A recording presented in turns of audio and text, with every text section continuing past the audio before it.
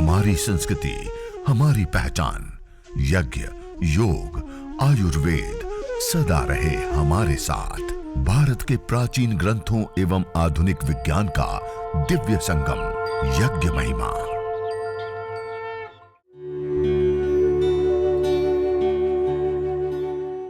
भारतीय संस्कृति में यज्ञ, योग एवं आयुर्वेद जैसी अमूल्य विद्याएं हैं, जिसका मूल है वेद। इतिहास की ओर दृष्टि डालें तो भगवान राम, भगवान कृष्ण से लेकर राजा महाराजाओं, ग्रामवासियों व अरण्यवासी ऋषियों की कुटियों तक नित्य व नैमित्तिक यज्ञों का प्रचलन देखने को मिलता है। एक घटना भोपाल में जब एक घटना घटी, जिस समय जहरीली हानिकारक गैस का रिसाव हुआ, पूरे नगर में हजारों लोगों की लाशें बिछ चुकी थी। उस समय उसी के बीच में एक कुशवाहा परिवार और एक राठौड़ परिवार में जाकर के आया, उन परिवारों को मिलकर के आया। उन्होंने गाय के गोबर के स्टिक उपलों के साथ हवन किया था और वो परिवार बच गए उसी के बीच में। क्यों? गैस न्यूट्रलाइज हो गई। हम इतना छोटा सा यज्ञ अपने घर के अंदर कर ले तो समस्त प्रकार की नेगेटिव गैसें, हानिकारक गैसें, जहरीली गैसें, पोल्यूटेंट गैसों से भी हम अपने पूरे परिवार को बचा सकते हैं। और आज केमिकल के ऊपर हम स्प्रे, ये वो कितनी चीजों का हम प्रयोग कर रहे हैं। इन सारी जहरीली गैसों से हम बच सकते हैं यदि अपने घर के अंदर यज्ञ कर ले। तो वायु प्रदूषण से हम बच सकते हैं, रेडिएशन से हम बच सकते हैं, बैक्टीरिया, वायरस, फंगस आदि से हम बच सकते हैं। सबसे ज्यादा और सबसे इंपॉर्टेंट जो हमारा वायु रूप आहार होता है, उसका शोधन, पोषण, संवर्धन हम कर सकते हैं। कितने बड़े बड़े और कितने सारे लाभ। और ये जितने भी लाभ देख रहे हैं उसमें से एक सबसे बड़ा और महत्वपूर्ण विशेष लाभ हमें एक प्राप्त होता है, चिकित्सा लाभ। क्या लाभ प्राप्त होता है? हमारे प्राचीन ग्रंथ आयुर्वेद में 3 प्रकार की चिकित्सा बताई। एक देव व्यपाशय चिकित्सा, सत्वावजय चिकित्सा, युक्ति व्यपाशय चिकित्सा। उसमें यज्ञ, हवन, अग्निहोत्र को देव व्यपाशय चिकित्सा कही जाती है। और वहां पर बताया, यया प्रयुक्त्या चेष्ट्या राजयक्ष्मा पुराजित ताम वेद विहिताम आरोग्यार्थी प्रयोजे। जब रोग की अवस्था बढ़ चुकी है, बिगड़ चुकी है, अब अन्य चिकित्सा पद्धतियों से अब कंट्रोल नहीं हो पा रही है, काबू में नहीं आ रही है, स्थिति बिगड़ चुकी है, तब आरोग्यार्थी वेद विहित यज्ञ का अनुष्ठान करके उस बीमारियों को जीते। ये बहुत बड़ी चीज है, देव चिकित्सा। इसी प्रकार अथर्ववेद में विशेष रूप से बताया, यदि क्षितायुर यदि वा परेतो यदि मृत्योरंतिकम नित एव तमाहरामि अस्वाश्रमेनम सतसारदाय। यदि व्यक्ति की आयु क्षीण हो चुकी है, यदि उनकी धातु है, उनके प्राण क्षीण हो चुके हैं, यदि मृत्योरंतिकम, और वो मृत्यु के अंतिम क्षणों को देख रहा है, अंतिम जीवन की क्षणों को देख रहा है, तमाहरामि, उसको भी मैं यज्ञ बाहर लाता हूं, सतसारदाय, 100 साल की निरोग आयु प्रदान करता हूं। मानी यज्ञ को प्राचीन शास्त्रों में एक चिकित्सा पद्धति के रूप में भी देखा गया। अलग अलग यज्ञ बताए ना 21 प्रकार में, उसमें एक भेषज यज्ञ भी होता है, चिकित्सा यज्ञ। और जब हम इस यज्ञ को करते हैं, उसके माध्यम से जो उठ रहा धूम्र होता है उसको, जैसे मैंने अभी बताया ना, GCMS, MS, gas chromatography, mass spectroscopy, जो एडवांस लेवल की रिसर्च की जाती है, बड़े लेवल की जो रिसर्च की जाती है, उसमें इस टेक्नोलॉजी का, तकनीक का, पद्धति का हम प्रयोग करते हैं। उसके माध्यम से अलग अलग जड़ी बूटियों से हवन करने पर जो धूम्र उठता है, उस धूम्र को जब एनालाइज किया गया तो आपको जानकर के आश्चर्य होगा, हम अपनी बॉडी को डिटॉक्सिक करने के लिए एंटीऑक्सीडेंट कंपोनेंट्स लेते हैं, वो भी इस यज्ञ के धूम्र के अंदर होते हैं। एंटी एफ्लेमेटरी, सूजन, इंफेक्शन आदि को फैलाने वाले जो रोग होते हैं उसको ठीक करने के लिए जो हम कंपोनेंट लेते हैं, वो भी इस यज्ञ के धूम्र के अंदर होते हैं। एंटी माइक्रोबाइल, बैक्टीरिया, वायरस और फंगस जनित जो बीमारियां होती है उसको ठीक करने के लिए जो हम औषधियां लेते हैं, कम्युनिकेबल डिजीज को ठीक करने के लिए, वो कंपोनेंट्स भी इसके अंदर होते हैं। इसी प्रकार से एंटी एंजियोजेनिक, कैंसर ना होने देना या कैंसर हो गया है तो इसको ट्रीट करने के लिए जो कंपोनेंट्स हम लेते हैं वो भी इसके अंदर होते हैं। एंटीब्यूटाजेनी, हमारे जीन्स में आने वाले बदलावों को भी रोकने वाले मॉलिक्यूल्स, कंपोनेंट्स इसके यज्ञ के अंदर होते हैं। मानी मल्टीपल कंपोनेंट्स, जो अलग अलग ट्रीटमेंट के लिए हम अलग अलग कंपोनेंट्स लेते हैं, वो एक साथ एक पैकेज के साथ हमें यज्ञ के धूम्र के अंदर मिलता है। यज्ञ का धूम्र विशुद्ध मेडिसिन होता है। क्या होता है? विशुद्ध मेडिसिन। और अलग अलग अनुसंधान करने पड़ा। आज हम दवाइयां खाते हैं एलोपैथी की या कोई भी, तो उसके ऊपर आज कानून बने हुए और हम एविडेंस बेस्ड स्टडी करते हैं कि इसके अंदर क्या तत्व है, कितनी मात्रा में है, कितना डोज लेना, क्या आदि आदि।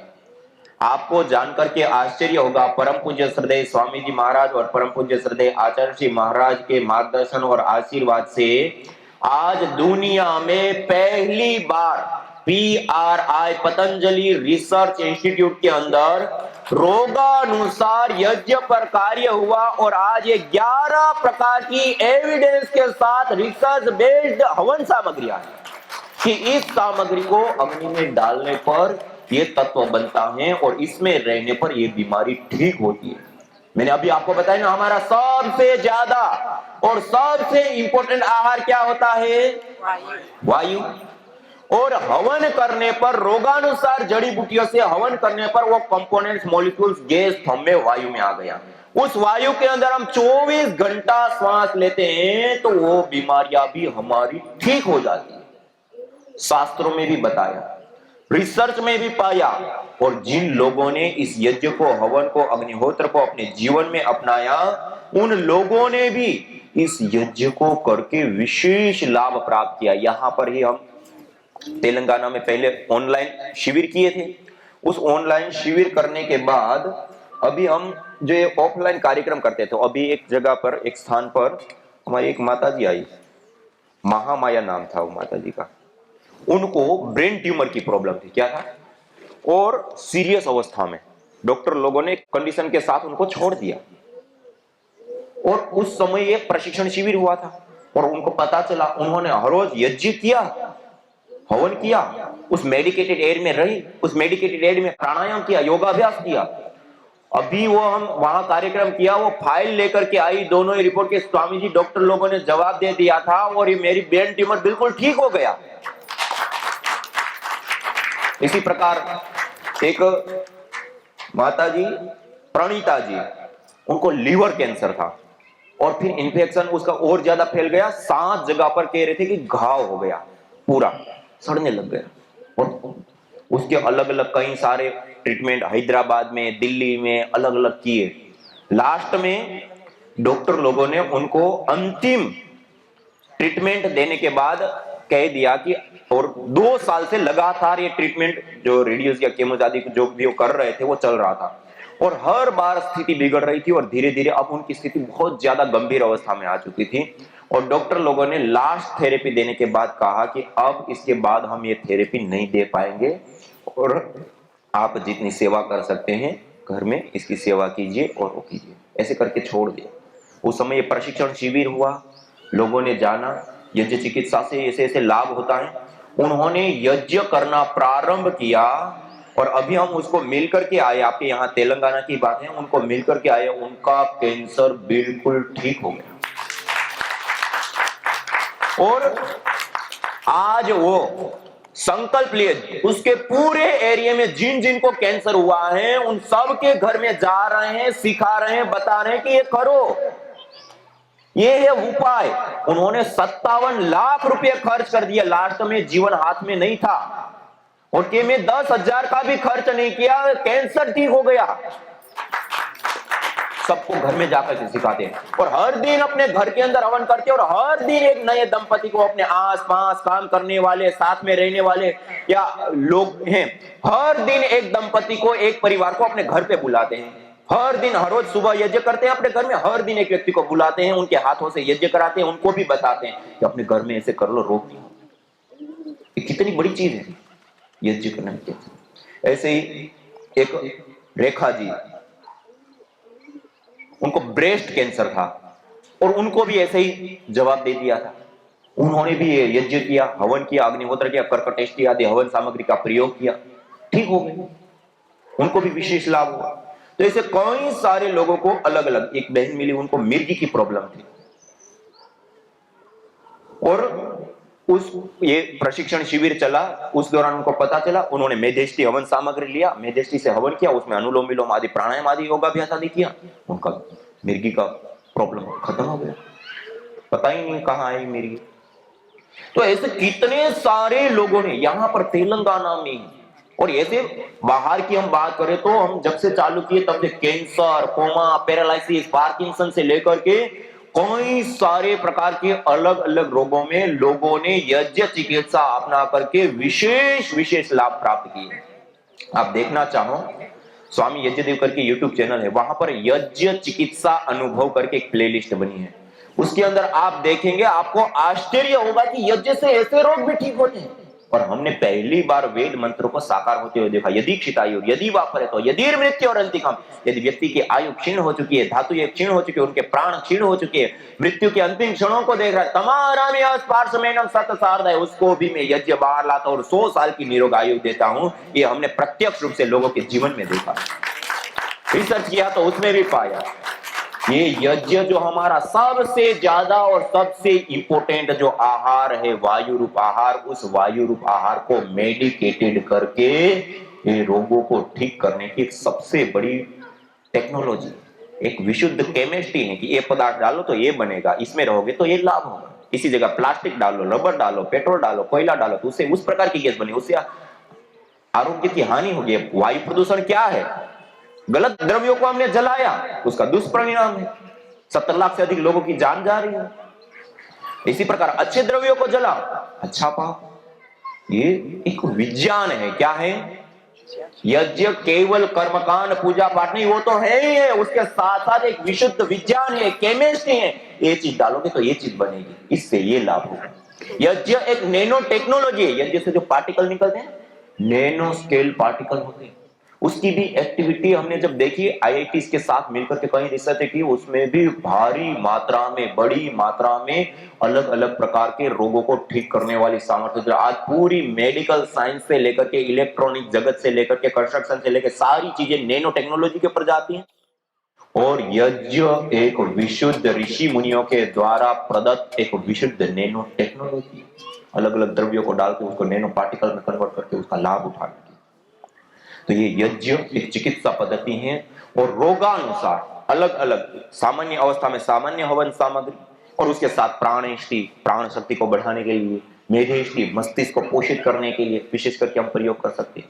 उससे अतिरिक्त अलग अलग रोगों के लिए अलग अलग हवन सामग्रियां, जैसे प्राणेष्टि हवन सामग्री से जिनको ऑटो इम्यून डिजीज है, मल्टीपल डिजीज है, वंशानुगत रोग होते हैं, ऐसे रोगों को ठीक करने के लिए प्राणेष्टि का हम प्रयोग करते हैं।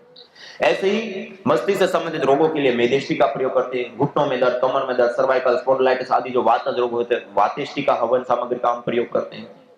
निसंतानता, बंध्यत्व या धातुओं का पोषण ना हो पाना आदि रोग होते हैं, उसके लिए हम विशेष करके संततेष्टि हवन सामग्री का प्रयोग करते हैं। पित्त से संबंधित प्रॉब्लम है, एसिडिटी बन रही है, जलन है, पूरे शरीर के अंदर गर्मी ज्यादा, पसीना अधिक आता है, असमय में बालों का सफेद होना, बालों का गिरना, या उसके साथ साथ कील मुंह से आदि अधिक मात्रा में, ये सारे जो रोग होते हैं, पित्तज रोग, पित्तज रोगों के लिए पित्तेष्टि हवन सामग्री है, कफज रोगों के लिए कफेष्टि हवन सामग्री है, वातज रोगों के लिए वातेष्टि हवन सामग्री। ऐसे ये अलग अलग रोगानुसार 11 प्रकार की एविडेंस के साथ सामग्री और 2 प्रकार के धूपन आज एविडेंस के साथ हमारे, कि इस प्रकार से हम यदि अपने घर के अंदर छोटा सा 5 मिनट समय देता है तो अपना ही नहीं, अपने पूरे परिवार का आरोग्य सिद्ध कर सकते हैं।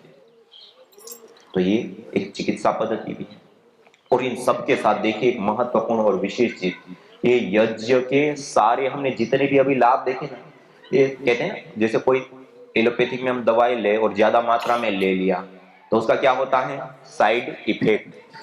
ये यज्ञ हम करते हैं अपने घर के अंदर, तो ये जितने भी हमने अभी लाभ देखे ना, चाहे वायु प्रदूषण का दूर होना, बैक्टीरिया, वायरस, फंगस से बचाव होने की बात हो, रेडिएशन से बचाव होने की बात हो, बीमारियों से बचाव या बीमारी हो गई तो ठीक करने की बात हो, बॉडी को अल्कलाइन करने की बात हो, सबसे ज्यादा और सबसे इंपोर्टेंट आहार का शोधन, पोषण, संवर्धन करने की बात हो, या जितने भी हमने लाभ देखे, ये सारे भौतिक लाभ है, ये सारे के सारे यज्ञ, हवन, अग्निहोत्र के साइड बेनिफिट है। क्या है? और ये प्रतिदिन अपने जीवन के अंदर करते हैं, तो अभी मैंने बताया था ना, नियम पूर्वक करते तो अग्निहोत्रे अश्वमेघ, वैसे आपके अश्वमेघ यज्ञ का जो फल का लाभ होता है वो फल का लाभ हम उठाते हैं मुख्य। और उसके साथ साथ ये हमारा एक कर्तव्य है। क्या है? कर्तव्य है। हम जैसे माता पिता होते हैं, हमें पालते हैं, पूछते हैं, बड़े करते हैं, पढ़ाते हैं, सब कुछ हमारे लिए करते हैं, तो हम माता पिता के ऋणी होते हैं नहीं होते हैं? इसको कहते हैं पितृ ऋण। क्या कहते हैं? ऐसे ही अग्नि, वायु, जल, पृथ्वी, आकाश, सूर्य, चंद्र, नक्षत्र, इस सारी चीजों के सहयोग से हमारा जीवन चलता है। इसको कहते हैं देव ऋण। क्या कहते हैं? ये देवता है ना, सूर्य देवता हमें प्रकाश देते हैं, वायु देवता हमें वायु देते हैं, जल देवता हमें जल देते हैं, इन सबसे हमारा जीवन चल रहा है। तो ये सारे देव हैं। दाना देव वो हमें दे रहे, इसलिए वो देव है।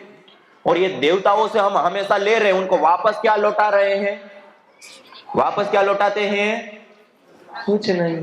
तो हम क्या हो गए? ऋणी हो गए। क्या हो गए? इस देव ऋण से भी मनुष्य जीवन में उऋण होने का सबसे बड़ा उपाय यज्ञ है। देव ऋण से हम उऋण हो जाते, ये है यज्ञ का मुख्य लाभ, प्रधान लाभ। और उसके साथ साथ हमारे शास्त्रों में इसको इष्ट काम दुख कहा। क्या कहा? इष्ट माने जो भी हमारी इच्छित कामनाएं हैं उसको पूर्ण करने वाला। सर्व काम दुख कहा, सभी प्रकार की कामनाओं को पूर्ण करना।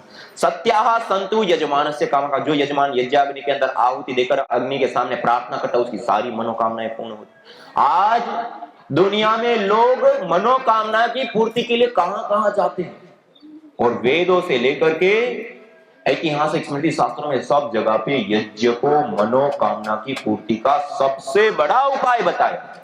ये कितनी बड़ी चीज है, ये सबसे बड़ी चीज है। मनोकामना की पूर्ति के लिए तो सुबह से शाम तक लगे रहते हैं कि अब ये हो जाए, ये हो जाए, वो भी प्रदान करने वाला होता है। और इन सबसे बड़ी बात देखिए, हमारे पूरे जीवन में हम जिस जीवन को जीते हैं उसका मूल क्या होता है? पुण्य होता है। क्या होता है? हम अपने जीवन में जो भी कर्म करते हैं अच्छे और बुरे, उससे पाप और पुण्य दो चीजें लास्ट में हमें मिलते हैं। लोग कहते हैं मरने पर क्या साथ में लेके जाओगे? मरने पर पाप और पुण्य दोनों ही साथ में जाएंगे, भौतिक चीजें नहीं जाएंगी। लेकिन जो हमने कर्म किया है उस कर्म में प्राप्त पाप और पुण्य दोनों ही साथ में जाते हैं, और उसी के आधार पे हमें आगे आने वाला जीवन में, आपने योग दर्शन पढ़ा होगा तो वहां क्या बताए? जाति, आयु और भोग, ये तीनों ही चीजें हमें किस माध्यम से प्राप्त होती हैं? हमारे कर्माशय के आधार पे। और जाति मानी मनुष्य, कीट, पतंग, पशु, पक्षी आदि अलग अलग जातियां। उसमें सबसे पहला हमने मान लो मनुष्य जाति तो मिल चुकी है, मनुष्य के बाद, जाति के बाद आयु। हमारी आयु कितनी? एक व्यक्ति को हम देखते हैं मनुष्य जीवन तो मिल गया, लेकिन बाल्यावस्था में, युवा अवस्था में, जन्म होते ही मृत्यु को प्राप्त हो जाते, किशोर अवस्था में मृत्यु को प्राप्त। मान लो उसमें भी हमें चिरकाल की आयु मिल गई। जाति के बाद आयु, आयु के बाद भोग, उसमें मिलने वाली सुख सुविधा। ज्ञानी माता पिता है, अज्ञानी माता पिता है, कुल खानदान यशस्वी है, सामान्य परिवार है। एक व्यक्ति को देखे तो पैदा होते ही करोड़ों का मालिक होता है, और एक व्यक्ति को देखे तो पैदा होते ही दूध भी पीने को तरस रहा होता है। एक व्यक्ति को देखे तो बीमार होकर के मरणासन अवस्था में पड़ा होता है तो कोई पूछने वाला नहीं होता है, और एक व्यक्ति को देखे तो छींक भी आ जाए तो पीछे 10 डॉक्टर खड़े होते हैं। ये सब किस आधार पे होता है? हमारे पुण्यों के आधार पे। हमारे संपूर्ण जीवन का मूल केंद्र बिंदु होता है पुण्य, और उसी पुण्यों के आधार पे पूरा जीवन चलता है। और उस पुण्यों को प्राप्त करने का मनुष्य जीवन में सबसे बड़ा केंद्र बिंदु को है तो यज्ञ, हवन, अग्निहोत्र है। यज्ञ पुण्यों की कृषि है, अथाह पुण्यों को देने वाला होता है, जन्म जन्मांतरों को सुधार देता है, ये पुण्य देने वाला। तो इस प्रकार ये आध्यात्मिक अलग अलग कई लाभ देता है। और सबसे बड़ी, जब हम यज्ञ की बात करते हैं ना कि इतने सारे लाभ है, हमें सबको करना चाहिए, तो बहुत सारे लोगों के मन में आता है ये तो पंडितों का विषय है, ब्राह्मणों का विषय है, पुजारियों का विषय है। ये पंडित, ब्राह्मण, पुजारी के लिए नहीं, जीव मात्र के लिए, हम सब के लिए जरूरी है। क्या बैक्टीरिया, वायरस, फंगस उसी को लगता है? हम सबको लगता है। सबको लगता है। वायु प्रदूषण उसी को लगता है? हम सबको लगता है। सब लोग वायु में सांस लेते हैं, वही लेते हैं, सब लेते हैं। हम सब समान रूप से इस प्रकृति माँ का प्रयोग लेते हैं। चाहे किसी भी जाति मत पंथ संप्रदाय को मानने वाला व्यक्ति हो, युवा हो, बालक हो, वृद्ध हो, स्त्री हो, पुरुष हो, किसी भी देश में रहने वाला व्यक्ति हो, हम सब समान रूप से एक ही धरती पर विचरण करते हैं, एक ही वायु में श्वास लेते हैं, एक ही जल का पान करते हैं, एक ही आकाश मंडल के नीचे बसते हैं, एक ही सूर्य से रोशनी लेते हैं। हम समान रूप से इस प्रकृति मां का प्रयोग लेते हैं और इस पंचभूतात्मक इस प्रकृति का पोषण और संवर्धन किसी माध्यम से होता है तो वो यज्ञ हवन अग्निहोत्र है। अयम यज्ञो भूनस्य नाभि, यह यज्ञ संपूर्ण चराचर भूमंडल की नाभि है। इस यज्ञ को करने पर ये पूरा पर्यावरण पोषित होता है, संवर्धित होता है, संतुलित होता है। तो इसलिए ये हमारा कर्तव्य है। और ये सारी जो अन्य चीजें, हम बीमारी ठीक होना, ये दूसरी तीसरी सारे साइड है। तो ये यज्ञ एक बहुत महत्वपूर्ण और विशेष प्रक्रिया है और 5-10 मिनट में हो जाता है और उसके बहुत सारे लाभ होते हैं। तो इसको करना चाहिए नहीं करना चाहिए? आपकी आवाज बड़ी धीरे धीरे आ रही है। करना चाहिए नहीं करना चाहिए? आप लोग करेंगे? कितने लोग करेंगे? कुछ नहीं आता तो गायत्री मंत्र तो आता सबको। कितने लोगों को आता है? सबको आता है ना। गायत्री मंत्र से अग्नि प्रदीप करके आचमन, अंग स्पर्श और जल सेचन की एक प्रोसेस होती है, उतना करके कुछ भी नहीं है और टाइम भी नहीं है तो 11 गायत्री मंत्र से अपने घर में आहुति जरूर दीजिए। न जाने कितनों ने आहुतियां दी इन अमित्र रोगों के संतापों से, है वर्तमान भी आज दुखित, न पूछो भविष्य के प्रकोपों से। प्रत्युष पावनी होती जहां यज्ञानुष्ठान घर आंगन में, वहां मनुष्येतर सब झूमते शांति भरे सुख आनंद से। इदम हविर्यातो धाना नदी फेना इमाम वहत, अर्थात जैसे नदी का जल जाग को बहा ले जाता है, वैसे ही यज्ञ में आहूत की हुई हवि सभी प्रकार के रोग, दोष, ताप, संतापों को वैसे ही बहा ले जाती है जैसे नदी। जागो।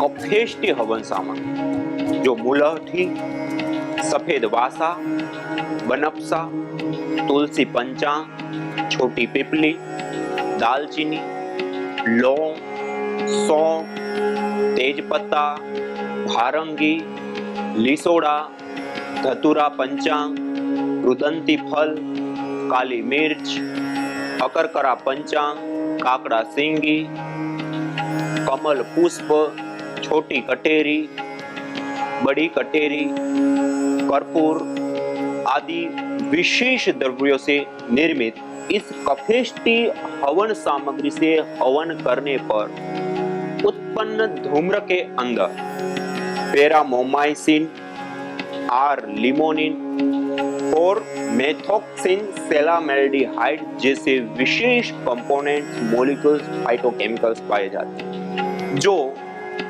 श्वास संबंधी रोग, दमा, कास, स्वरभेद, नजला, साइनस, खांसी आदि कफज रोगों में विशेष करके लाभदायी होती है।